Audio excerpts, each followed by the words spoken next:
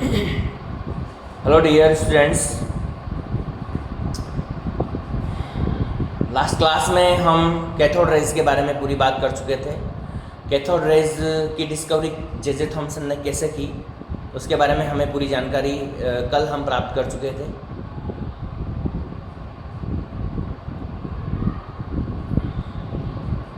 Vacuum tube experiment भी आप vacuum tube के बारे में भी आप डिस्चार्ज ट्यूब कह सकते हैं, वैक्यूम ट्यूब कह सकते हैं। क्या एक्सपेरिमेंट भी आप अच्छे से समझ चुके थे। फिर भी कोई डाउट हो तो आप मुझे ज़रूर भेजें। जो भी चीज़ आपके समझ में नहीं आई तो उसके बारे में आप ज़रूर मुझे सेंड करें ताकि मैं उसको अच्छे से एक्सप्लेन कर सकूं। आज हम उसी टॉपिक से रिलेटेड थोड़ा सा उसका बचा हुआ हिस्सा है, उसके बारे में हम बात करेंगे। Properties of cathode rays. Properties of cathode rays कहें या प्रॉपर्टीज़ ऑफ इलेक्ट्रॉन्स कहें। कल बहुत सारी अपन बात कर चुके थे। इसके ऊपर चार्जेस कितना होता है, इसके ऊपर इसका मास कितना होता है, इसका मास को नेग्लिजिबल क्यों माना जाता है, इसके ऊपर जो चार्जेस है वो इतना ज़्यादा क्यों होता है, किस वजह से होता है। तो ये सब चीज़ें कल हम डिस्कस कर चुके थे। सबसे पहले स्टूडेंट्स हम बात करेंगे इसमें कि ये जो मूव करता है तो ये किसमें स्ट्रेट लाइन में मूव करता है। ये बात हम कल कर चुके थे कि इलेक्ट्रॉन जो जाता है कैथोड रेज जो जाती है वो हमेशा कैथोड से एनोड की तरफ सीधी स्ट्रेट लाइन में जाती है, और जाकर जब ये टकराती है वहाँ पर फ्लोरोसेंट मटेरियल होता है, उससे टकराती है तो वहाँ शाइनिंग के डेवलप करती है और हमें पता चल जाता है कि वहाँ कुछ चीज़ जाके टकराई है, कुछ पार्टिकल जाके वहाँ पे स्ट्राइक किया है, उसका हमें पता चल जाता है। तो सेकंड पॉइंट है कि ये फ्लोरोसेंट डेवलप करती है। फर्स्ट पॉइंट है स्ट्रेट लाइन में मूव करते हैं, फ्लोरोसेंट के डेवलप करते हैं, ये इसका सेकंड है। अब नेक्स्ट जो है ये अफेक्टेड होता है, अफेक्टेड बाय इलेक्ट्रिक और मैग्नेटिक फील्ड। मैग्नेटिक फील्ड और इलेक्ट्रिक फील्ड जो होते हैं वो इसको अफेक्ट करते हैं। मतलब इसको जैसे इलेक्ट्रिक फील्ड में आप रखते हैं और मैग्नेटिक फील्ड के अंदर आप जैसे आप रखते हैं तो इसका जो है मूवमेंट वो थोड़ा सा चेंज हो जाता है, ये इसकी डायरेक्शन जो है वो बदल जाती है। तो इस वजह से यानी कि इलेक्ट्रिक फील्ड और मैग्नेटिक फील्ड में रखने का मतलब है इसके ऊपर कुछ न कुछ चार्जेस होते हैं और वो चार्जेस आपको पता चल चुके हैं, क्योंकि ये जब इसको इलेक्ट्रिक फील्ड के अंदर रखता है पॉजिटिव चार्ज की तरफ रखा जाता है तो पॉजिटिव और नेगेटिव दोनों के बीच में रखा जाता है तो ये हमेशा पॉजिटिव चार्ज की तरफ जो है डिस्प्लेस हो जाता है, उस दूसरी की तरफ ये मूव करना शुरू कर देता है। यानी कि ये पॉजिटिव चार्ज की तरफ जाता है, इसका मतलब इसके खुद के ऊपर नेगेटिव चार्ज होता है, तो ये जो है नेगेटिव चार्ज वाली होती है।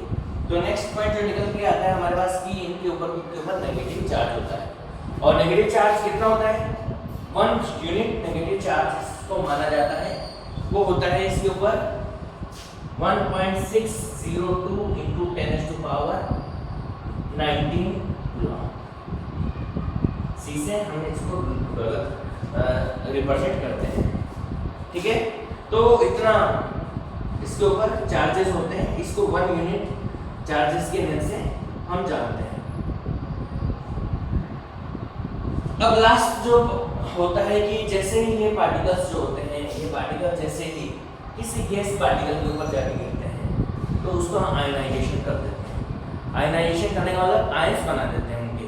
तो ये इलेक्ट्रॉन जिसके ऊपर गिरते हैं तो उसके अंदर ये एंटर कर जाते हैं, और एंटर करने के बाद में उसका आयनाइजेशन आसानी से ये कर देते हैं और उसके आयंस ये बना देते हैं, ठीक है।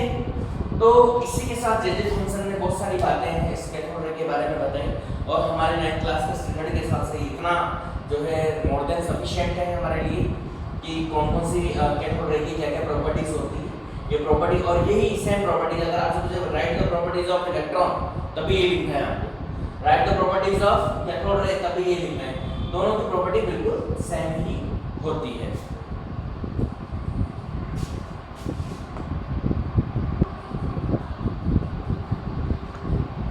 अब हम बात करेंगे डिस्कवरी ऑफ कैनाल रेज और एनोड रेज एंड प्रोटॉन्स। तीनों का मतलब एक ही है, कैनाल रे भी आप कह सकते हैं इनको, एनोड रेज भी आप कह सकते हैं, और प्रोटॉन इनको बाद में नेम दिया गया। स्टार्टिंग में तो रेज ही इनको कहा गया, बाद में जो है एनोड प्रोटॉन इनको दे दिया गया।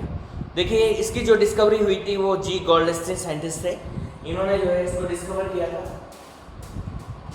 इसकी डिस्कवरी जी गोल्डस्टीन साइंटिस्ट ने इन्होंने की थी। और इन्होंने थोड़ा सा ये जो वैक्यूम ट्यूब है इसके अंदर थोड़ा सा चेंजेस किया था। इन्होंने क्या किया कि इधर एनोड लगा दिया इस साइड में और इस साइड में जो है कैथोड लगा दिया। कैथोड थोड़ा सा बीच में लगा दिया और कैथोड ऐसा लगाया कि जिस उस कैथोड प्लेट के ऊपर बहुत सारे छेद थे, बहुत सारे पोर्स थे, ठीक है। तो कैथोड से आप देखें कैथोड से रेज निकलेगी वो तो इधर आके टकराएगी, यहाँ से जो निकलेगी वो तो कैथोड रेज हो जाएगी, उनका मतलब नहीं। लेकिन इन्होंने क्या देखा कि जो कुछ रेज जो है एक तो इधर से निकल रही है, इधर तो निकल ही नहीं जो इस जगह पे आके टकरा रही है, कुछ रेज पीछे की तरफ भी निकल रही है और इस जगह पे टकराकर और इस जगह पे फ्लूरोसेंट डेवलप कर रही है, यानी कुछ रेज जो है कैथोड के पीछे से निकल रही है। जब इन्होंने देखा तो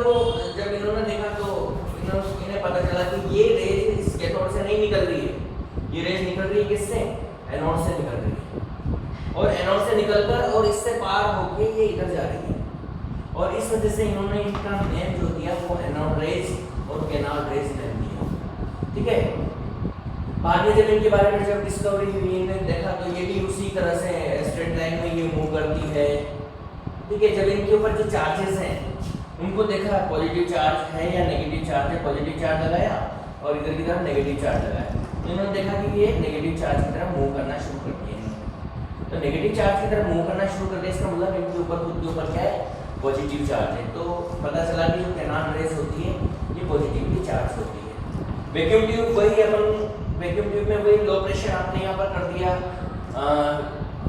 लो प्रेशर पर गैसेस को भर दिया, वैक्यूम पंप आपने यहाँ पर लगा दिया, ठीक है। तो थोड़ा सा उसमें चेंज करके गॉल्डस्टीन जो साइंटिस्ट थे इन्होंने जो है प्रोटॉन की डिस्कवरी कर दी।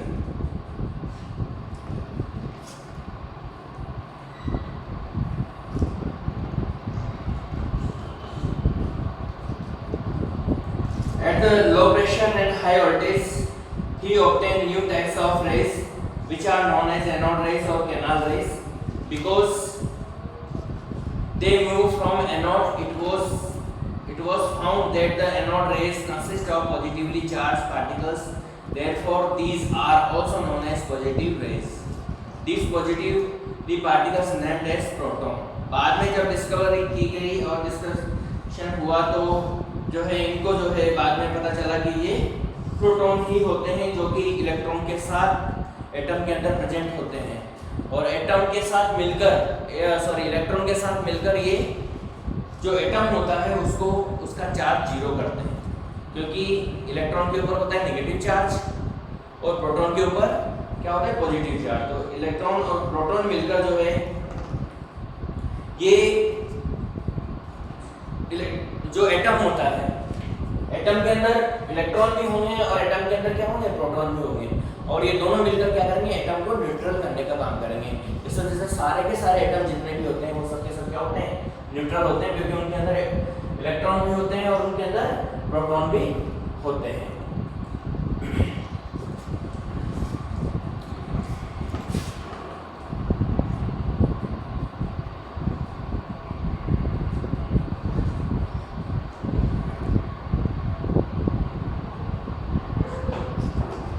अब देखिए इसमें एक चीज और है कि इसको चेंज करके देखा, एनोड को भी इसके मेटल को भी चेंज करके देखा, तब भी ये चीज प्रोटॉन वैसे के वैसे निकलते गए। तो यहाँ पर ये भी पता चलता है कि ये प्रोटॉन जो है सब पार्टिकल होते हैं और सभी तरह के एलिमेंट के अंदर ये प्रेजेंट होते हैं।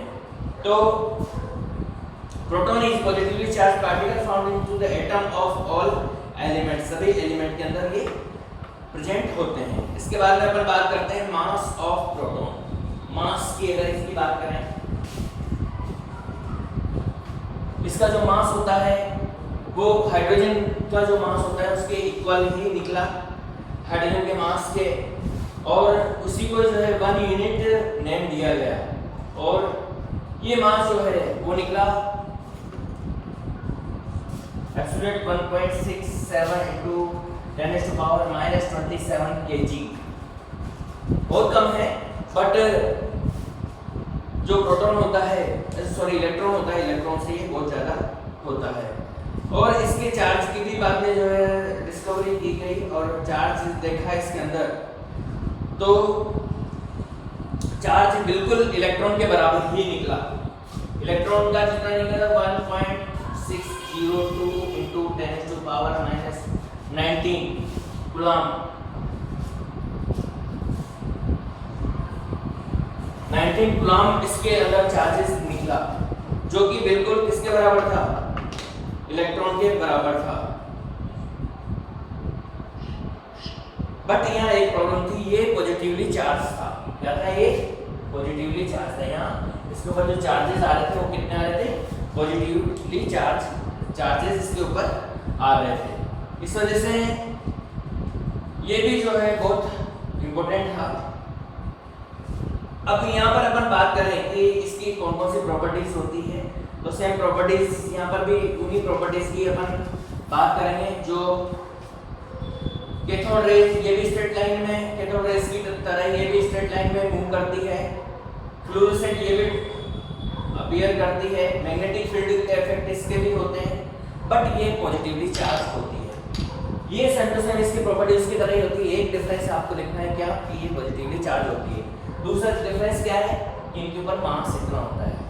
तो स्टूडेंट्स, आप कैथोड रेज यानी कि एनोड और प्रोटॉन और न्यूट्रॉन में के बारे में डिटेल स्टडी आप कर चुके हैं। ठीक है, दो डिफरेंस इनके अंदर बेसिकली आते हैं, तो ये दोनों डिफरेंस आपको लिखने हैं अपनी नोटबुक में। तो एक आपके लिए होमवर्क है आज का कि right the difference between cathode ray and anode ray. Thank you, have a nice day.